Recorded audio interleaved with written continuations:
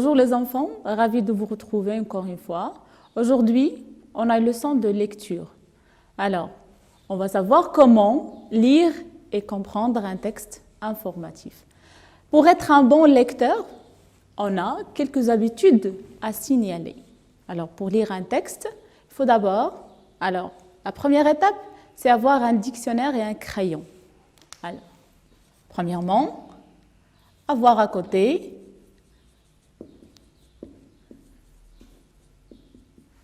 un dictionnaire. Pourquoi faire?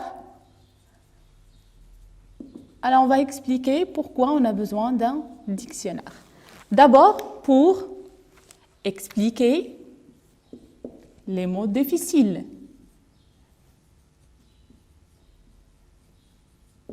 Et deuxièmement, alors parfois on a du mal à prononcer quelques mots. Alors le dictionnaire nous aide à mieux prononcer quelques mots. Alors il nous aide à mieux prononcer ou bien à savoir comment prononcer quelques mots.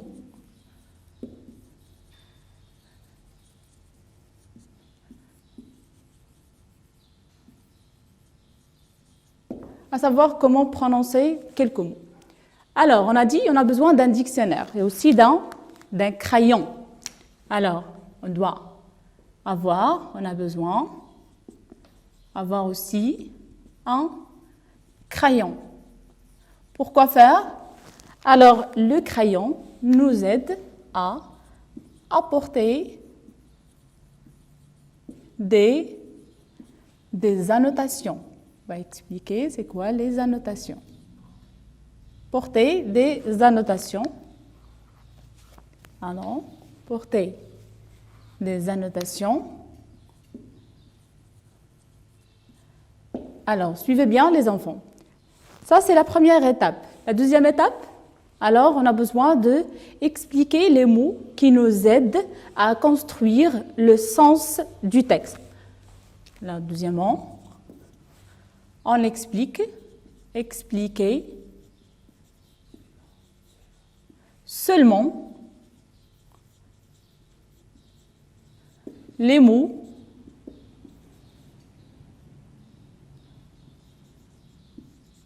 aidant à construire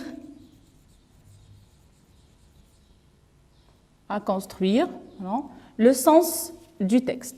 On ne doit pas expliquer mot par mot.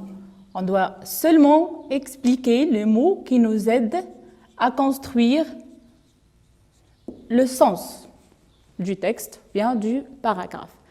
Troisièmement, on doit dégager les pronoms utilisés dans le texte. Alors, on doit dégager les pronoms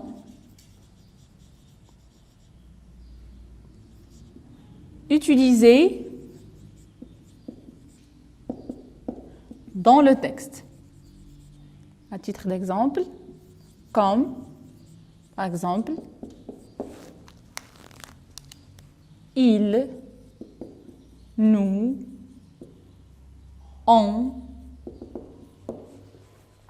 Alors, quatrièmement, on doit centrer la lecture sur la partie ou bien le paragraphe le plus important du texte. Centrer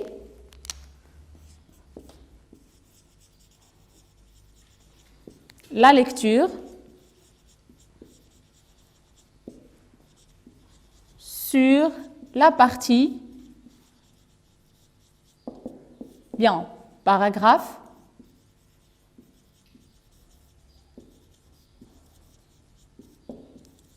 le plus, bien, la partie la plus et le paragraphe le plus, la plus importante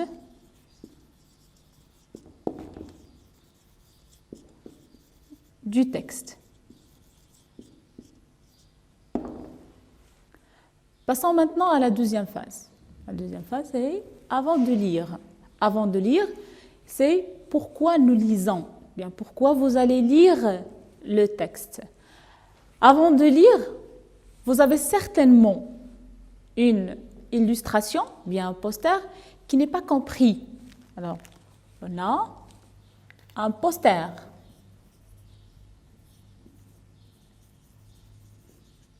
Ou bien une illustration.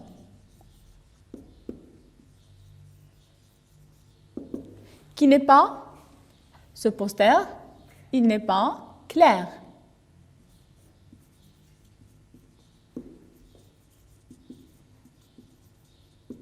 Bien qui n'est pas compris.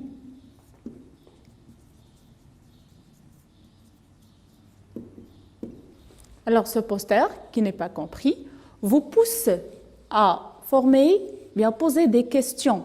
Ces questions à laquelle, alors, vous allez chercher des réponses. Alors vous avez une question, bien des questions auxquelles, bien à laquelle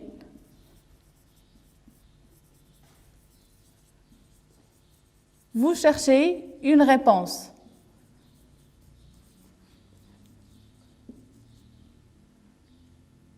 Alors, vous cherchez une réponse. Ces questions, alors, vous avez certainement formulé, bien, vous avez certainement répondu à ces questions. Mais vos réponses, est-ce qu'ils sont corrects ou bien incorrects? C'est-à-dire, le titre, c'est l'ordinateur. Alors, de quoi va parler ce texte? Est-ce qu'il va parler des parties qui composent l'ordinateur ou bien il va parler de comment utiliser un ordinateur ou bien l'ordinateur comme outil de communication? Alors, quelles sont les réponses qui sont correctes? Alors, vous allez formuler, bien, avoir une réponse ou bien des réponses dont vous n'êtes pas sûr. Alors, on n'est pas sûr de nos réponses.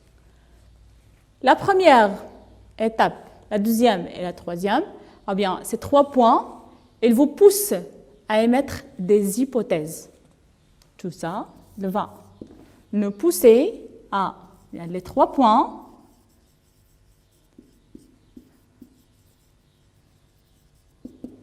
nous poussent, bien, vous poussent à émettre, ou bien à formuler, nous poussent. Alors, je vais chercher la brosse. Les 3 points nous poussent. J'ai oublié le ENT parce que les 3 points, le sujet est au pluriel, alors le verbe s'accorde, nous pousse à formuler, bien, à émettre des hypothèses.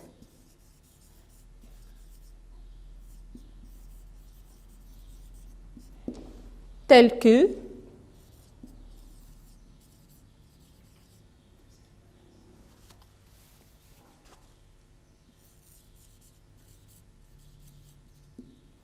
par exemple, alors je pense que le texte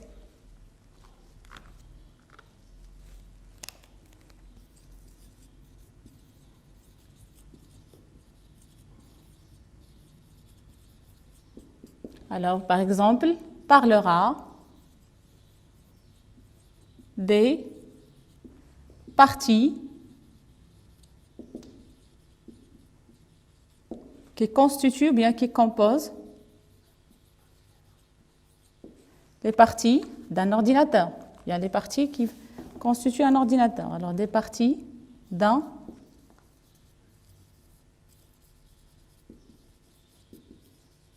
ordinateur. Ou bien, à mon avis,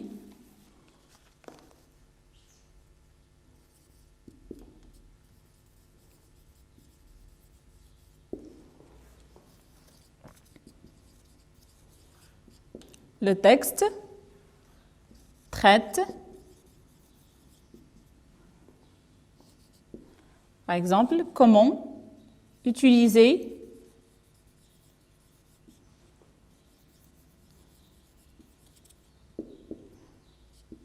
un ordinateur.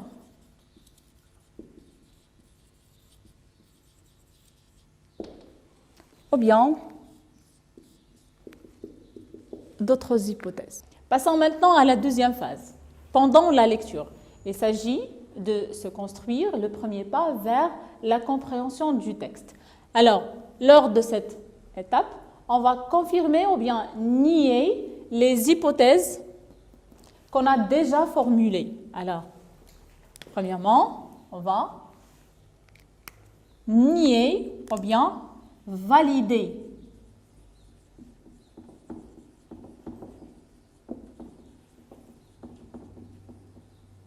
les hypothèses déjà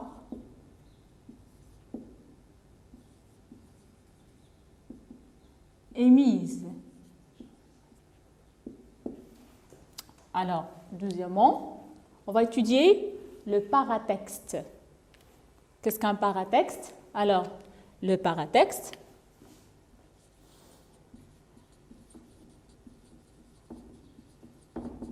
alors c'est quoi un paratexte? Alors, le paratexte, ça veut dire, premièrement, le titre.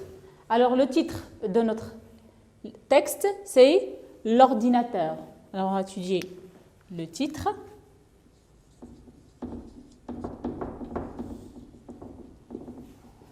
Le nombre de paragraphes. Alors, combien de paragraphes on a? Alors, nombre de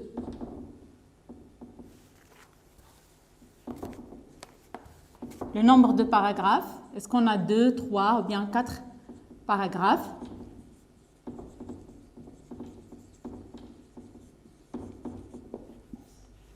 Nombre de paragraphes. Aussi, l'auteur, bien, celui qui a écrit le texte.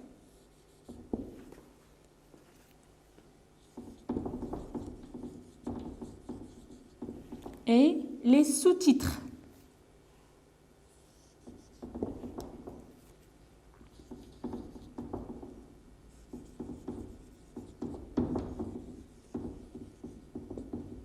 Les sous-titres. Regardez, l'ordinateur, c'est le titre. Sous-titre, par exemple, qu'est-ce qu'un ordinateur?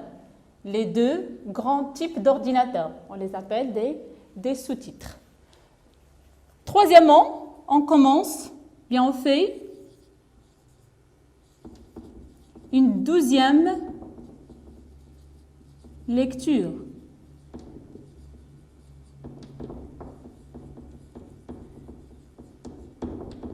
Alors, lors de cette 12e lecture, on va se servir de notre dictionnaire. Grâce à l'ordinateur, grâce au développement technologique.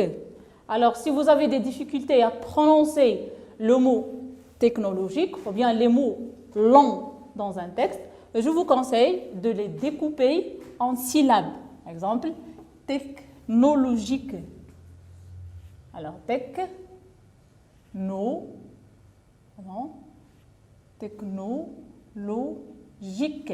Technologique. Alors, comme ça,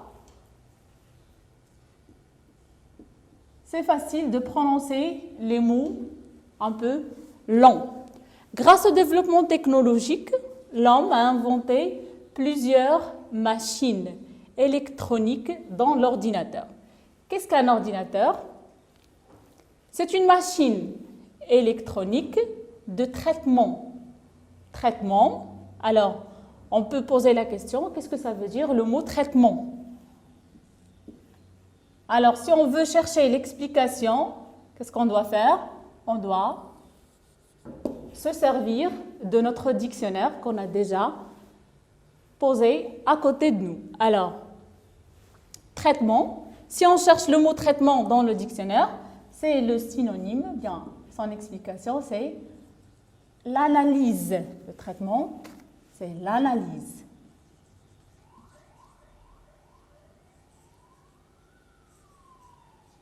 Alors, Ce que vous avez fait ici s'appelle, ou bien on dit que vous avez porté des annotations. On a déjà cité le mot annotation dans les habitudes qu'on a déjà signalées pour une bonne lecture. Alors, de traitement de l'information, elle exécute les instructions. Instructions. Alors, qu'est-ce que ça veut dire le mot instruction? Aussi, on va se servir de notre dictionnaire. Instruction. Alors, on trouve l'explication, c'est le synonyme d'un des ordres.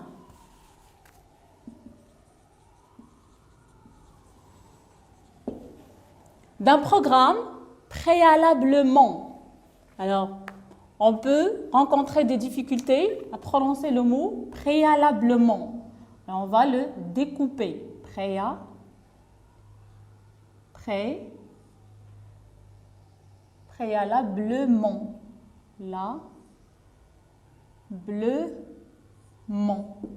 Préalablement. Enregistrer dans sa mémoire les deux grands types d'ordinateurs. C'est un sous-titre. Les ordinateurs de bureau, une fois installés, on ne les déplace pas.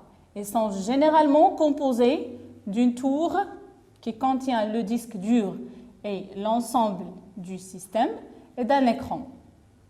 Les ordinateurs portables, faciles à emporter, avec un écran pliable et autonome. Grâce à leur batterie, ils sont parmi les plus vendus. Les composants d'un ordinateur.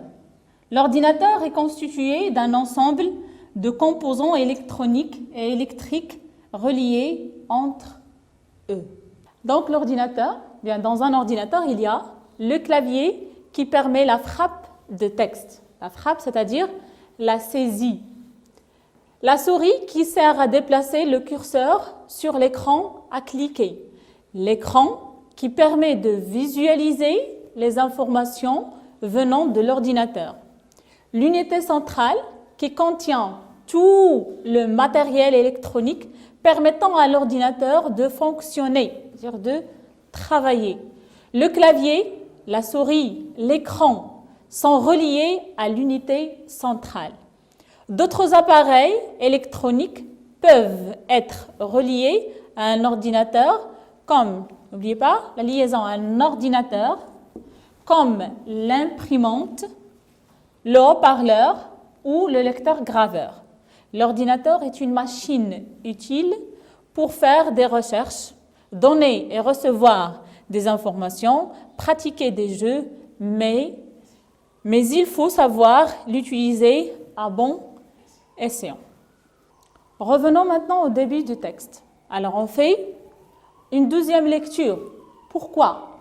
Cette deuxième lecture nous permet de mieux comprendre. Mieux comprendre.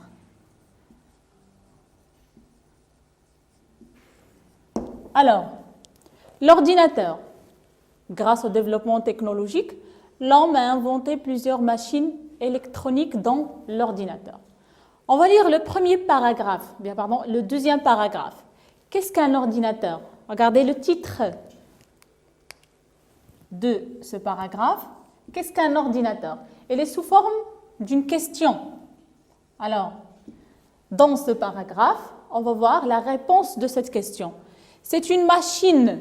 Alors d'abord, l'ordinateur, c'est une machine de traitement, d'analyse de l'information. Il exécute les instructions d'un programme préalablement enregistré dans sa mémoire. Alors, dans ce paragraphe, on peut savoir quelle est l'utilité de l'ordinateur. À quoi sert un ordinateur? Qu'est-ce qu'il fait? Il exécute. Elle exécute. Et d'abord, elle est une machine. Dans ce paragraphe, on donne une définition à l'ordinateur et aussi on précise la fonction de cet appareil. Elle exécute. Alors, faites bien attention. On a dit que dans les habitudes, on doit dégager les pronoms personnels. Alors, ici, on a le pronom il. À votre avis, il remplace quoi dans le paragraphe? Il exécute. Qui exécute les instructions d'un programme préalablement enregistré dans sa mémoire? C'est l'ordinateur. Alors, c'est l'ordinateur ou bien la machine électronique d'un programme. Elle exécute les instructions d'un programme préalablement enregistré dans sa mémoire. Alors, dans le deuxième paragraphe, alors, il y a le paragraphe A et B. Alors, dans ces deux paragraphes, ou bien qu'est-ce qu'on traite? Alors, on traite deux types d'ordinateurs. Deux types. Alors, on a les ordinateurs de bureau et les ordinateurs portables. Alors, ici, dans ce paragraphe, on va expliquer, bien définir, c'est quoi un ordinateur de bureau. Alors, une fois installé, on ne le déplace pas. Ils sont généralement composés d'une tour qui contient le disque dur et l'ensemble de systèmes et d'un écran. Alors, ce sont des informations. Alors, ce paragraphe nous donne des informations. Les ordinateurs portables, faciles à emporter, écran pliable et autonomes grâce à leur batterie. Ils sont parmi les plus vendus. Aussi, ici, on donne des informations.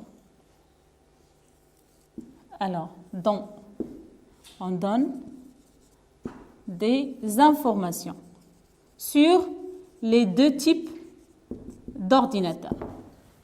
Les ordinateurs de bureau et les ordinateurs portables. Alors, passons à la troisième ou bien à la deuxième partie du texte.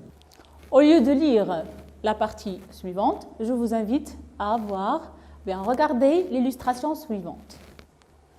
Alors, cette illustration, on peut dire qu'il résume la deuxième partie du texte. Souvenez-vous, les enfants, ce qu'on a dit dans la phase avant de lire. Dans la phase avant de lire, on a une illustration qui n'est pas comprise.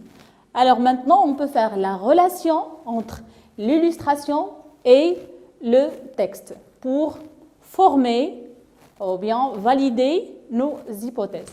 Alors, l'illustration traite les composants d'un ordinateur. Dans un ordinateur, il y a la souris. Alors, dans un ordinateur portable, ou bien un ordinateur de bureau, on a un écran,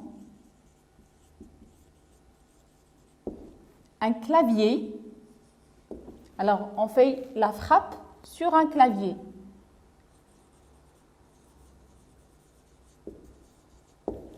On a aussi l'unité centrale.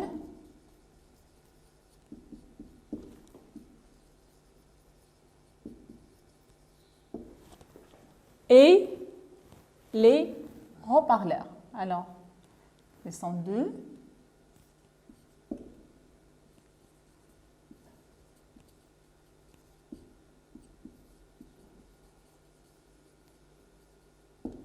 En haut-parleur. Alors maintenant, on va passer pour savoir comment on peut répondre à une question par écrit. La question est la suivante. À quoi sert la souris? Alors, comme vous regardez, la question ici commence bien par quoi? Quoi, c'est un pronom interrogatif. C'est un pronom interrogatif. Elle est précédée par une préposition. À, c'est une préposition. Le verbe qu'on a utilisé ici pour former la question, bien la phrase interrogative, c'est le verbe servir. Alors, pour répondre à cette question, on commence par une phrase déclarative. toute phrase déclarative commence par un sujet. Alors, le sujet dans la question, c'est la souris.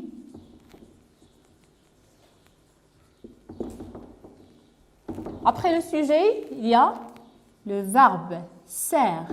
Sert est la préposition. Sert à, c'est-à-dire quelle est la fonction de la souris. Selon le texte, alors la souris qui sert à déplacer le curseur sur l'écran et sert aussi à cliquer. Alors la souris sert à déplacer le curseur sur l'écran et à cliquer. Et il sert aussi à cliquer. Maintenant les enfants, je vous invite, je vous demande de chercher d'autres appareils qu'on peut relier à l'ordinateur. Alors notre leçon est terminée, j'espère que vous avez passé de bons moments et j'espère aussi que vous prenez vos manuels et lire les textes que vous avez en prenant en considération les habitudes pour être un bon lecteur.